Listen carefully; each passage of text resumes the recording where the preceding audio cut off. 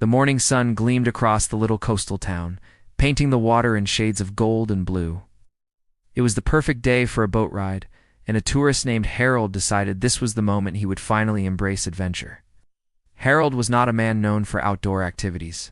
In fact, the last time he touched anything resembling a boat was in a video game where he sank 3 virtual ships in under 5 minutes. But today he had determination, a rented boat, and a hat that made him feel very nautical indeed. At the marina, Harold walked with a sense of great importance. The boat rental manager handed him the keys and a life jacket, saying with a grin, "Remember to untie the ropes before you go." Harold nodded enthusiastically but only half listened. His mind was already filled with visions of himself slicing across the open sea like an explorer. He imagined dolphins leaping in his wake and seagulls circling as if announcing his heroic voyage. With great ceremony, Harold climbed aboard the small motorboat.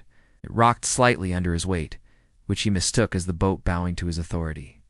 He sat proudly at the helm, placed his sunglasses on his nose, and muttered, "Captain Harold, ready for launch." He twisted the key, and the engine coughed to life with a sputtering roar. Excitement surged through him. He pushed the throttle gently.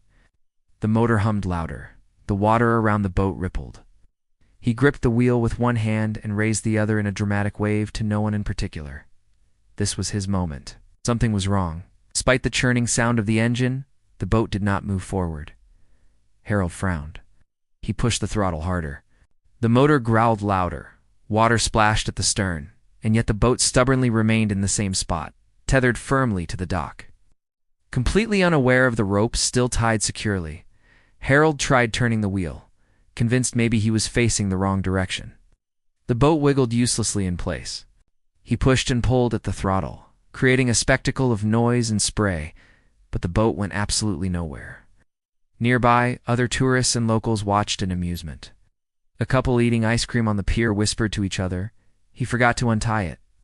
A fisherman cleaning his nets shook his head with a chuckle.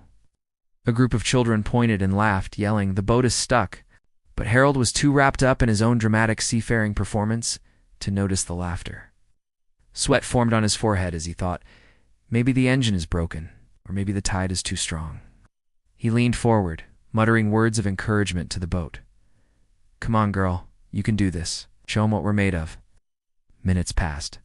He fiddled with switches, pressed buttons, even tapped the side of the boat as if it just needed a little pep talk. Still nothing. The boat remained loyal to the dock, tied as tightly as the day it was secured. Eventually, Harold grew suspicious. He turned off the engine, stood up, and peered over the side. That was when he noticed the thick ropes tied neatly to the cleats on the dock, holding him in place like an obedient dog on a leash. His face flushed red. He glanced around. Yes, everyone had seen. The fisherman was now openly laughing. The children were chanting, "Untie it, untie it." And even the ice cream couple gave him a sympathetic wave. Harold cleared his throat, trying to save face. "Ah, yes, of course," he said loudly, to no one in particular. "I was simply testing the engine. Safety first. Always good to test before departure." With exaggerated confidence, he leaned down to untie the ropes. The first knot, however, proved stubborn. He tugged, twisted, pulled, and even tried gnawing at it with his fingers. The knot would not budge.